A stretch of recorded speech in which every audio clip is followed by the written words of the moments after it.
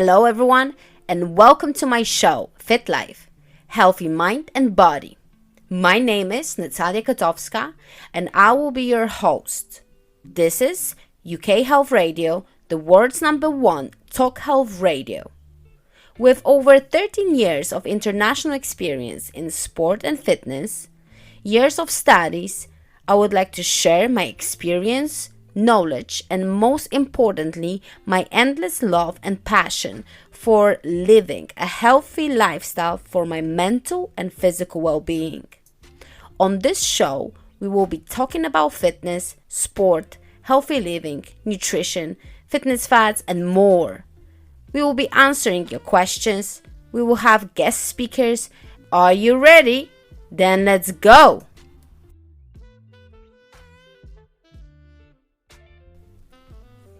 Today's show topic is woman empowerment guidance from the founder of the Pink Garage, Randeep. Woman empowerment helps in boosting the status of women through literacy, education, training, and awareness creation. Furthermore, women's empowerment refers to women's ability to make strategic life. Today, I'm speaking to Randeep, founder of the Pink Garage. Randeep is an Indian woman who fully operates a car garage, and she's the CEO and founder of the Pink Garage. She's very passionate about developing services exclusively for women motorists, courses and opportunities for young girls and women to have the opportunity to work in the motor trade. She's very passionate about empowering women, and her mission to help women motorists feel safe, understand car safety, get more women into motor trade, break down stereotypes in garages and workshops, get mechanic courses into prison as a rehabilitation program, and helps women grow in confidence, build a network of female mechanics. Randeep, welcome to the show. UK Health Radio, the station that makes you feel good.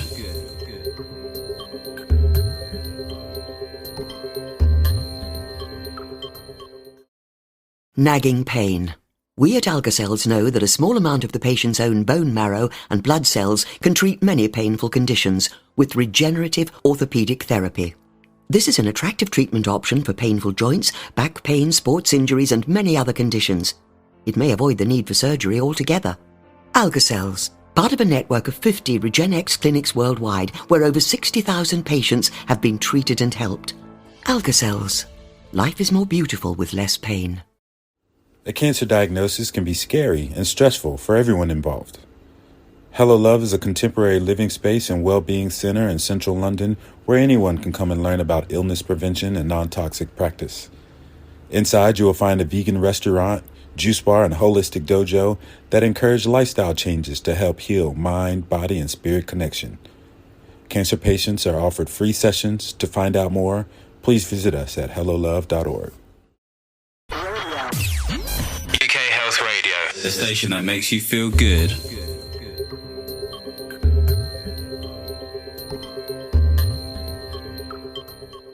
So I want to welcome you very much to another fantastic episode of my show, FitLife, Healthy Mind and Body.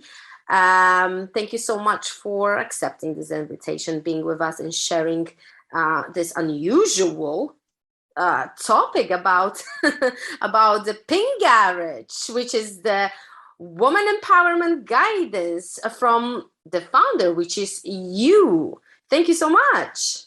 Yes, so I'm the founder of the Pink Garage, and it's a really exciting project. It's a personal project of mine, which I'm very passionate about, and I'm looking forward to creating awareness about it as far as it can possibly go. Right. I must say, am I saying your name right? Randeep, right? Yeah. Randeep, fantastic. So when I went to your website and I started to actually went through description of yours and the business, I was infatuated and intrigued. The Pink Garage, the female mechanics, and how you operating that? Like, where the idea came from, and why? What is behind this whole pink garage beautiful place? Well, the Pink Garage stemmed from my family business, which I'm still very active in. So my main business, Courtwood Cars, is based in Uxbridge, and it's a family business that I've been working in from a very young age. And it wasn't actually an expectation for my parents to think that, that I was going to continue on that side of work, but there was more. They wanted me to be more professional, and we'll go into that a little bit later. And so the expectation of an Asian woman is to, be in more of a professional role rather than a male-dominated role. But when you have a family business, your parents want you to participate, so you can learn life skills, social skills, and give you a head start. So on those grounds, that's why how I came into working in the garage. But my interest took me somewhere else. I was actually fascinated about the garage, the mechanics, and the parts. It just was a natural thing that got me interested. Mm-hmm. And also being that it is still our family business, I was really proud of it. I was proud that my dad had this business, and I wanted to make it something special, something different. I didn't want to be a normal garage. And I mean, I'm talking about, I was like 17, 18 then. And I just said to my dad, there's so much we can do with this garage. Like, I don't want to be seen as a backstreet garage. I want more from this. And he just let me do what I wanted to do. But the expectation was that I got married, and, the family business isn't your priority.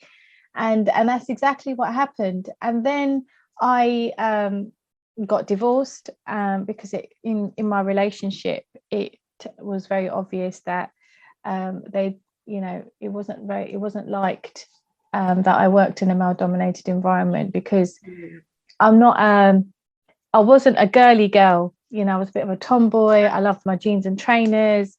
And my partner at the time was like, well, it's really nice that you've got a business, but, you don't look like you run a business with my appearance. And then with a mix of other problems, we broke up, and that's how Pink Garage came to life. And as well as that, it was also, I realized, obviously, having been in a difficult relationship, being vulnerable, not being able to make my own decisions, and working with a dad that's so open-minded and, encouraging and empowering,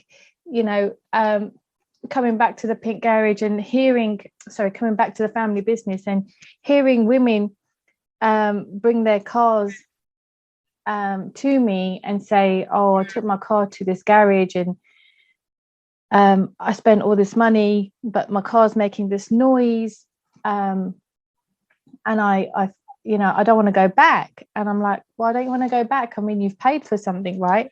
You have the right to go back. And they were like, no, actually, I just didn't like the way they were. Mm-hmm. And so there was more than one. That's just one example. But I realized how vulnerable women were, and now it's not just women, it's men as well. But that I said to my dad, I remember coming out, it was in August, and I said, I need to do something for women and garages, because there's so much. I hear so much that I got overcharged, or I'm too scared, I don't want to deal with this problem, can you help me? And it's nice that they came to me, because that gave me reassurance that they like me being there. And then I just, on the workshop floor, amongst other mechanics that were there at the time, I said, how does the Pink Garage sound? And they all had a bit of a giggle, but they loved it. And I've had the support from anybody who's worked in the garage with me over the years, like the idea and respect the concept, and we've created morals and ethics in the business and how we do business to make it a lady-friendly place. And the purpose of Pink Garage was to empower women to understand their cars better, so that they can have better relationships with their garages that they already go to, and be confident with their cars. So that's how it all came about, and now it's actually turned into something much more purposeful, where it's not just about empowering women with their cars, but it's about encouraging women to come into the trade, because I've been in the trade more than 20 years, and there's not many women do what I do. Even doesn't matter if they're South Asian or Western, having a woman that knows what she's talking about cars, and bridging the gap between the workshop and the client, is still very, very small numbers.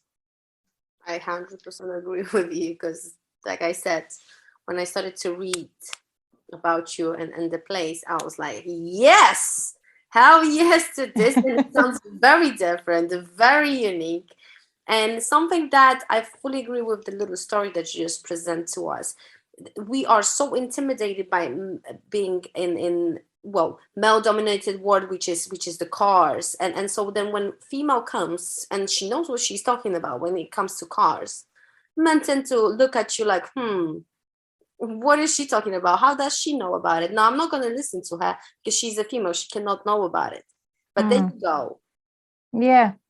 So that's the sad part. But what is great is your passion, I think, and your ability to, even though the stereotypes are there and maybe you're not fulfilling your parents' needs, you still go for your passion.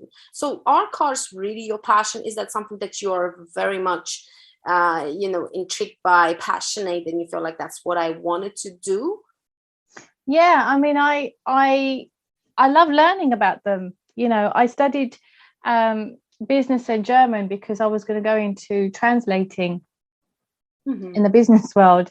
And my mum's first language isn't English, so I was always interpreting for her, and that's where I get the skill of helping people understand about cars, because I've learned how to translate and interpret, and I can gauge very quickly when looking at people, by their body language and their facial expressions, that they understand or they don't understand. And even if their English isn't their first language, I'm still able to, help them. But cars has its own language, so I didn't go into interpreting, business projects in another language, but I'm interpreting cars, and being able to do that and learn how cars work and why these things happen. It just became just this drive that I need to tell people that, they need to, check their tire pressures regularly, because look how much money they're going to save, and I think it was, as well as the outcome was to educate people, and make them aware of how much money, how much stress, how much inconvenience they can save by just knowing the very simple things. It just became a natural interest that I need to know how this works, and I want to know how it works, because I love how these machines function, and how they allow us to make the most of our daily life. I mean, we're so autopilot with our cars, that we don't realize, to some extent it's not really our business to know how they work. If you're just don't know anything about cars, you just want the car to take you to your drop off for your kids, or go to work, or wherever leisure activity you have, and it's important that your car is well maintained. So that's why it became my passion, because it was just, this could make a big difference to people's lives if they know how cars work and how to maintain them. But generally speaking, if there's anything new to learn, I'm all up for it, because it's all about delivering service. And the more you know, the more you can help. So where some people might use knowledge as power, as control, and take advantage of your vulnerability, I am actually using it in a completely different way, that knowledge is power, so I can give back more. But yeah, I mean, my dad didn't actually want me to be hands-on, and I don't think it was anything to do with the fact that you're a girl and you shouldn't do it. It was kind of like I just didn't, what my skill set was, I had more to give. And I think if I was a mechanic full-time hands-on, I wouldn't be able to do the Pink Garage on this level. And actually, my mindset would have been different as well, in terms of just being an introvert, in just fixing cars all the time. But yeah, no, I love learning about them. I find them so interesting how they have developed from the time wheels, the first engine was invented, and how they are developing as technology is advancing. So it is a natural passion, and I also have the natural passion to share my knowledge and empower others. It sounds fantastic to me. But tell me, throughout the years working with females, do you realize that there is like improvement in terms of the knowledge of the cars, or even the awareness? And how is it to work with females? Well, having been in the business for so many years, I'm still answering the same questions. Mm-hmm. I still have people ring me up and they ask me questions that, I was learning to answer when I first started. So in terms of car awareness, it's still very limited. Mm-hmm, mm-hmm. So, and to get women, I haven't worked with very many women in the trade, because there's not enough there. They're very scarce. But the women that are working in the industry are actually very successful and very good mechanics. But they keep quiet and just crack on with what they're doing, because they're passionate about what they're doing. So, but we need more women. We definitely need more women to be able to, create that reputation that as garages, we're diverse, and we are, we respect gender equality, and that would make more motorists feel at ease. But the number of women coming in, it is changing, don't get me wrong. It's not completely, the door's not completely closed on people's and women's at all, but they are open to encouraging women to come into the trade. But as an industry and a trade, they haven't actually managed to create that bridge. And so from where Pink Garage started off with empowering women to understand their cars better, like I said before, it's now Pink Garage has become the gateway. If you're interested in, coming into the trade, you can come in, talk to me. Mm-hmm. And if there's something specific you want to do, I can help you put in the right direction. But in order to understand what the trade is all about, if it's a passion or an interest that you have, Pink Garage is a platform where you can, reach out to. Whereas the traditional ways, if you were at school or you're not at school, you wouldn't expect, unless that, it was a real burning desire, the average woman to say, oh, well, I'm giving up my job as, a HR consultant, and now I want to be a mechanic. Do you see what I mean? So it's not something as an alternative career. It's not anywhere on the top 10 what you could possibly do. Yeah, you really need to be, I guess, passionate about it and just have it in you. Yeah. Mm-hmm. So speaking And about the sorry. whole idea of the pink garage, I want you to elaborate on your mission a little bit more. What would you like to accomplish with the pink garage, and where do you see it goes in the future? Oh, it's a really big vision. You're going to be ready for this.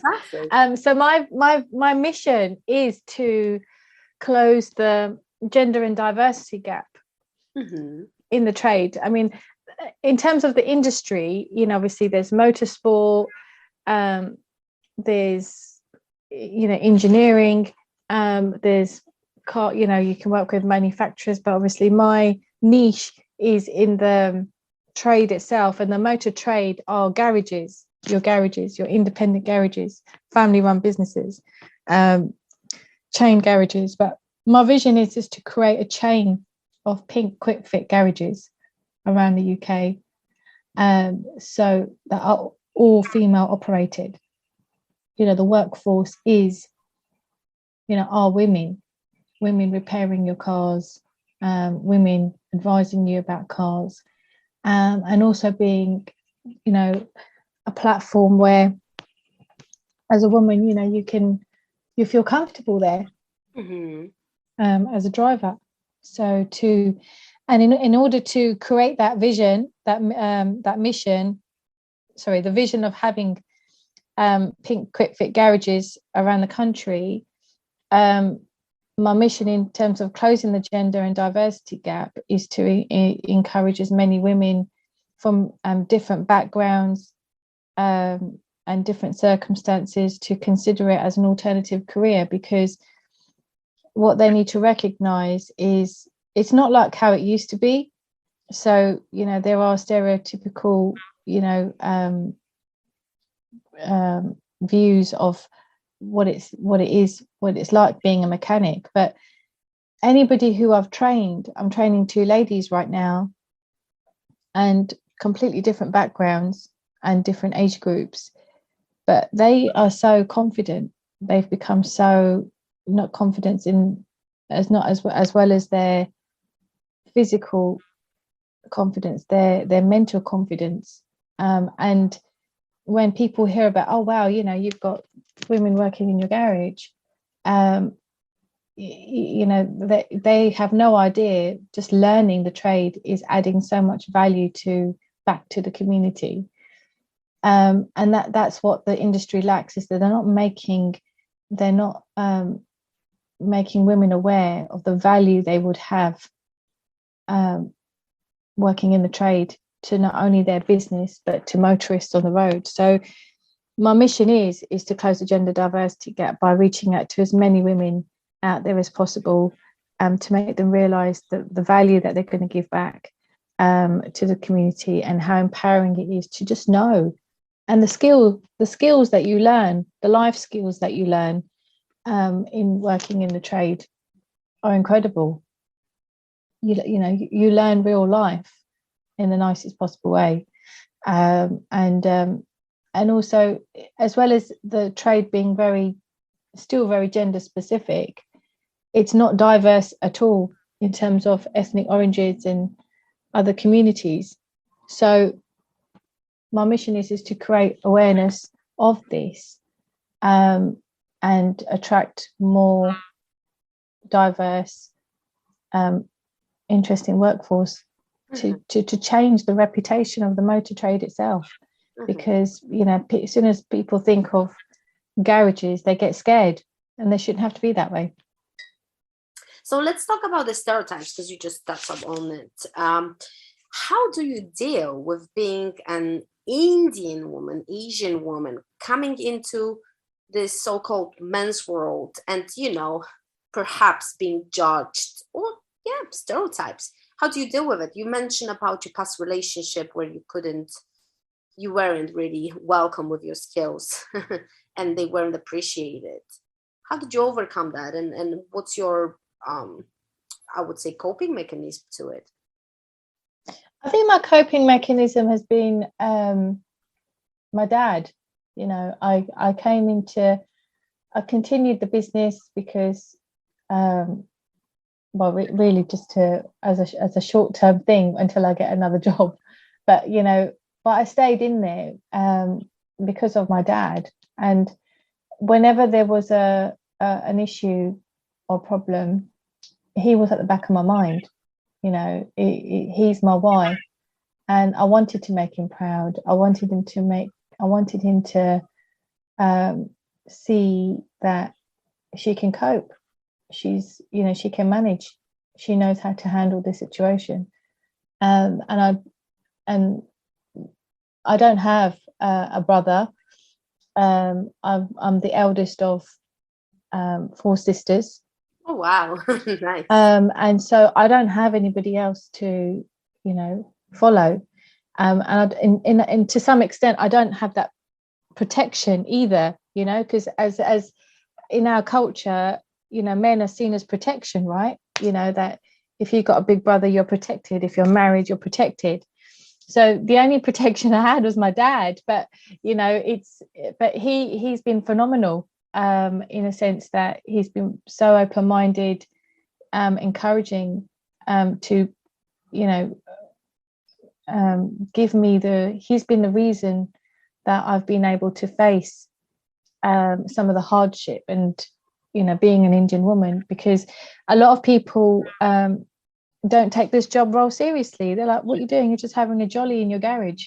When are you going to get a proper job? When are you going to settle down and have a 9-to-5 job that earns you a good salary, a definite salary? What are you doing just working with your dad? Like, people just didn't see it as didn't take me seriously in what I was doing. They just thought I was being lazy, and not actually looking for a job, or there was something wrong with me, that the fact that she's still working with her dad, there must be a problem. Yeah. And with customers, they at very young age, when I was very new into the business, they didn't want to talk to me. They wanted to talk to a mechanic. And I was like, well, no, I need to stop this, because if they want to talk to the mechanic, that means the mechanic can't work on their car, and that's downtime. So I need to learn.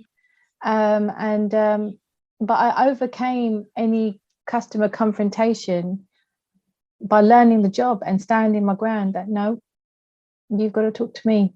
If you want to talk to me about your car, you want to talk about your car to somebody, you've got to talk. I was the gateway to the workshop. But more so, for my main why, and also for what I stand for, that just because I'm a woman, I can give you the same advice, the same reassurance that you would expect if you were to talk to a male technician. Being as confident as you are, I think, is the key in this industry you're facing, and being very stubborn in the approach of like, nope, you have to listen to me, you have to respect me the same way as I do respect you. It doesn't matter if I'm a female, male, it just has to be said, has to be done. Someone has to step forward, just like yourself, and place the boundaries in the right moment. Yeah, and you have to own it. You have to really own the fact that this is my business, or our business, or whatever it is that you're doing right now. And if you know that there are challenges, and most likely there are in whatever professional trade you're in, but you have to believe in yourself that, no, I'm right. You have to believe that, and have that faith that I can do this, and I'm doing it. I'm not going to, this is what I want to stand for. This is my, and it takes work. It does take a lot of learning. It does take a lot of time, personal investment in yourself. That if you feel you lack confidence, the only way you're going to get confidence if you take the time to learn more about your field of work. And knowledge is power. So if somebody comes to me and says, I want to know about this, or And I don't know the answer. I mean, I don't know the answer to every question about cars. But if somebody brings a question to me, I want to know how to answer that question. And there are ways that you can, put people off for a short period of time until you know that knowledge, you know how it works. And a lot of the time, I really imagined myself being the problem solver. I imagine myself having conversations with customers that, and customers give me feedback. You need to do that, have those conversations with yourself in your mind. And that also helps you build your confidence and work on your subconscious mind. And mind habit shifting and developing your skill set is something I'm deeply passionate about. And I didn't realize that I was doing that until much later on in my coaching life, that I realized that actually I was doing that anyway, because I wanted to make my dad proud. I didn't want to be seen as vulnerable. I didn't want to be seen as I don't know the answer, because in my relationship with my ex-husband, that's how I was made to feel, that I don't have the answers and you don't know what you're talking about. You think you can run a business, but you don't really know how to run a business. And that's one thing I said was, when I left my husband, was I'm not going to be vulnerable, and I'm going to be self-sufficient. I'm not going to be a burden to anybody, and that's what I've achieved. But you have to know what you stand for, what you want, and you need to learn about what you're passionate about, spend time with it, be obsessed with it in order to get that confidence. But everybody has their why, their reason for why they do what they do. And but mine's always been through and through. If it wasn't for my dad, I wouldn't be in this job. And there's loads of Asian garages out there that are run by Indian men, but very rarely would you see them empowering their wives, sisters, daughters to learn about cars and bridge that gap.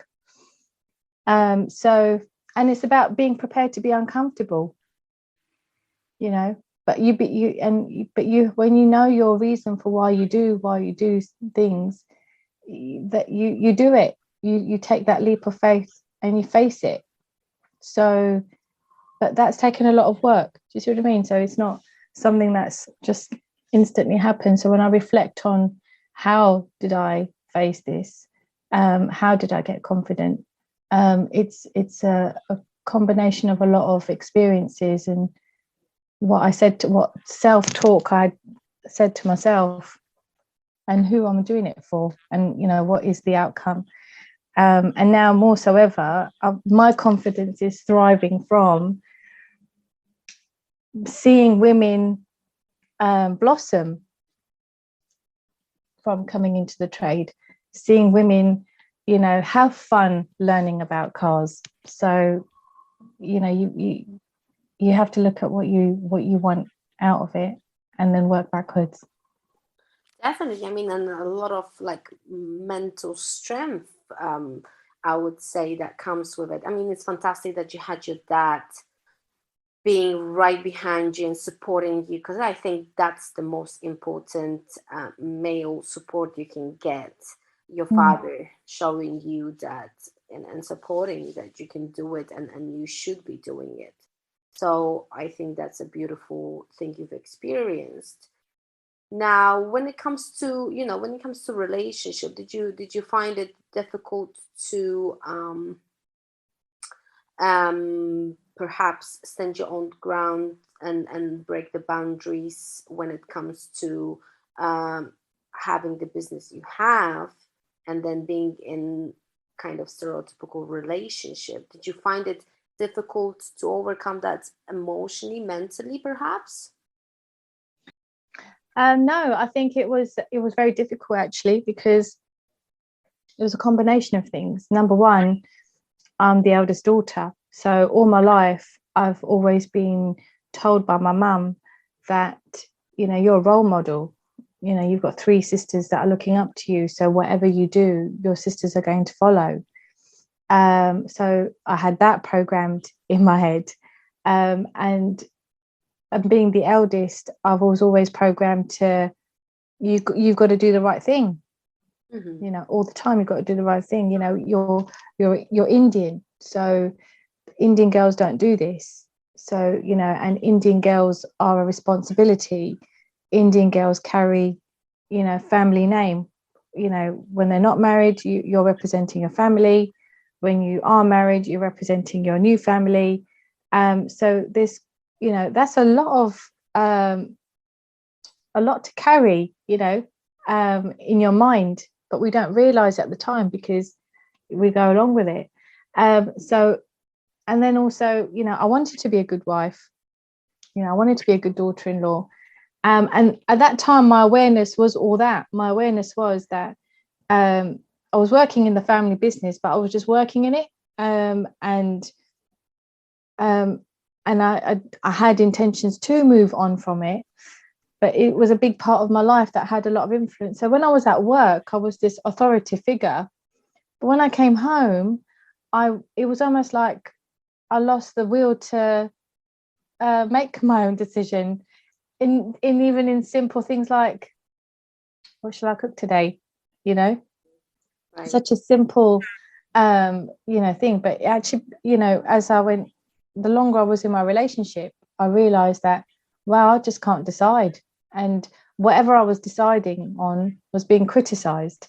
And whatever answer I gave was always wrong, or it wasn't, you know. And so I was completely made to feel that I just didn't have my own mind. So, and it was difficult because, you know, making that decision, when I realized that, okay, this is not cool, we're not making progress, it took me at least 18 months to 2 years to break away from it, because I was stretched between my expectation of who I was as an Indian woman, but also living in the Western world where, you know, of having that mindset of everyone should be happy, you know. And then my sisters were engaged. My two younger sisters were engaged at the time, so it was like, no, I can't leave them, because if I leave them, based on what, you know, my mum, you know, said to me, was like, if I leave, you know, it could be that their future relationships could be jeopardized because of my action. So these were the things that were keeping me in that relationship, even though it was making me so unhappy.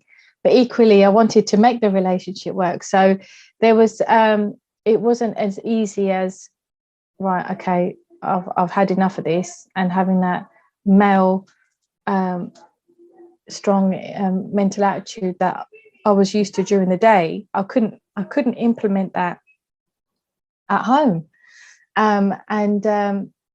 So eventually it just got to the stage where I think I was just pushed a bit too much, and I just said to myself, enough is enough, that I can't continue to maintain a relationship with somebody who just doesn't value me. And whereas, and my mum actually said, she triggered this, because in our culture it's not seen as, to some extent it's frowned upon, that as a woman you're still working in your family business because you're not separated from them. Right. And they expect you to move on from your biological family, because your husband's family is now your new chapter in your life. That's your new life. That's the family you represent. That's the family you're giving to. Well, that's what it was at the time. And she said to me, look, if they're really unhappy with you working with your dad and you being in the family business, then just leave it. Just leave it and be happy with him. And I was like, wow, you know, I love coming to work. And actually, if I didn't have that, I wouldn't mentally survived. Do you see what I mean? So because I loved what I did, that was my escape from the night before. And when she said that, I thought, no, that's not right. That actually goes against what I believe in now. That why should I give up my happiness for somebody who I just can't make happy whatever I do. Do you see what I mean? And I felt compelled to ask him that question and say, look, if I do this, would it make you happier? And he said no. So I said, okay, well then if that's the case, I'm off. Because you should never give up anything if it makes you really happy, and that is a coping mechanism in your daily struggles or challenges you face in your life.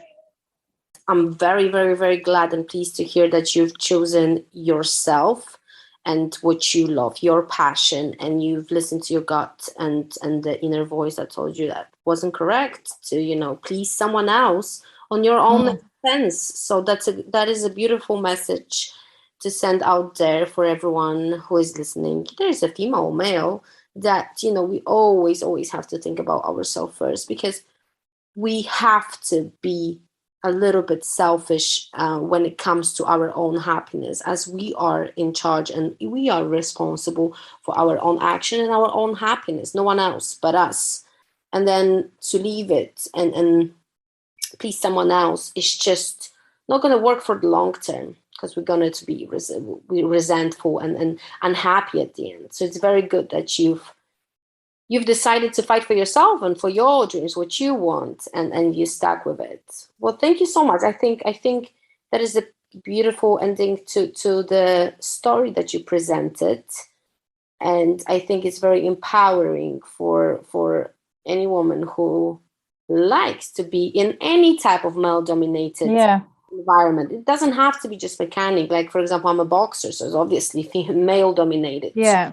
There's a lot of other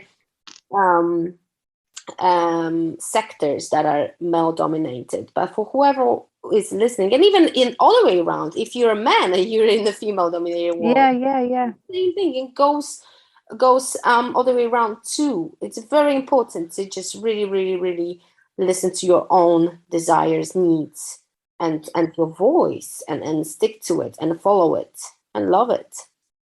And it's very important it's very important to take the time to think about what really drives you, what really makes you happy, and are the people that you are in relationship with respect that and are encouraging it and empowering you to do that. And this is what it was. This was the tipping point for me, was actually just for cultural expectation, I have to give up my happiness, in terms of what I love to do. And this is what I say to everybody, is anybody who comes to work with me, you have to love your job. I can't emphasize it enough, because if you're not happy in it, most of our life, 90% of the time, we're working. And you have to find what you love to do, and you will find a way to, if you're not in a space that you don't like at the minute, you have to take that action. You have to have that positive self-talk to coach yourself or work with somebody, whether it's them holding you accountable, whether they're coaching you, to make the conscious effort to work towards your happiness, and things just happen to allow you to get there. But for me, it was like, no, I'm not going to, I know mum, I know dad, you've got 4 girls, and it means a lot for you to see all 4 of us in happy relationships, but actually they're not happy, and so I'm living a lie, and that goes against who I am. I don't want to live a lie. I want to live, I want to live in a honest life, not only with myself, but with what I'm delivering to anyone that comes in my way. So it's really important. But it doesn't matter where you are. It doesn't have to be in a man's world, a male dominated trade.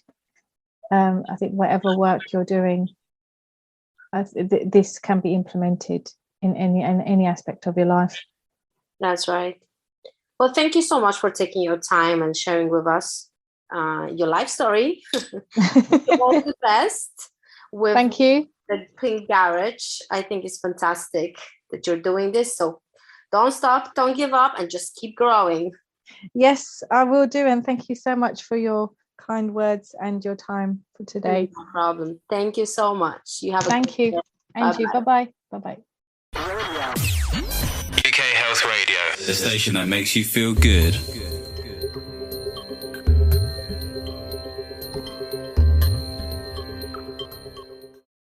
Nagging pain. We at Alka-Cells know that a small amount of the patient's own bone marrow and blood cells can treat many painful conditions with regenerative orthopedic therapy. This is an attractive treatment option for painful joints, back pain, sports injuries, and many other conditions. It may avoid the need for surgery altogether. Alka-Cells, part of a network of 50 RegenX clinics worldwide where over 60,000 patients have been treated and helped. Alka-Cells. Life is more beautiful with less pain. A cancer diagnosis can be scary and stressful for everyone involved. Hello Love is a contemporary living space and well-being center in central London where anyone can come and learn about illness prevention and non-toxic practice. Inside, you will find a vegan restaurant, juice bar, and holistic dojo that encourage lifestyle changes to help heal mind, body, and spirit connection. Cancer patients are offered free sessions. To find out more, please visit us at hellolove.org. UK Health Radio, the station that makes you feel good.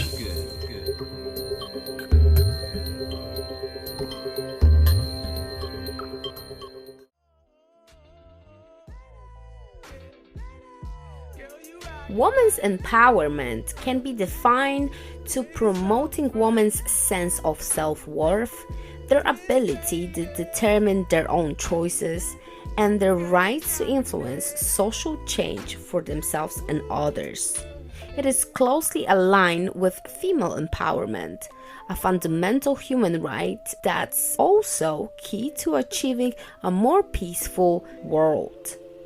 Here are some characteristics of an empowered woman.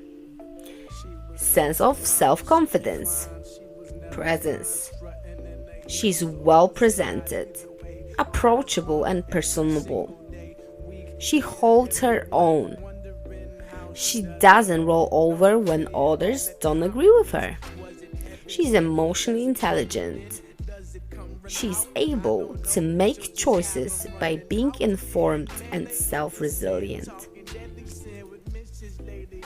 I hope you enjoyed today's episode. Share with me your thoughts, comments, DM me with your life stories. If you have any questions or you would like me to talk about any particular subject, please contact me. Also follow me on Instagram, Fitness with NK, where you can leave your message, DM me with any concerns. If you're interested in any sports sessions, PT, coaching, dance sessions, let me know. Visit my website, www.nataliakotowska.com, and get in touch. Thank you so much for tuning in and thank you for listening. I will see you next time.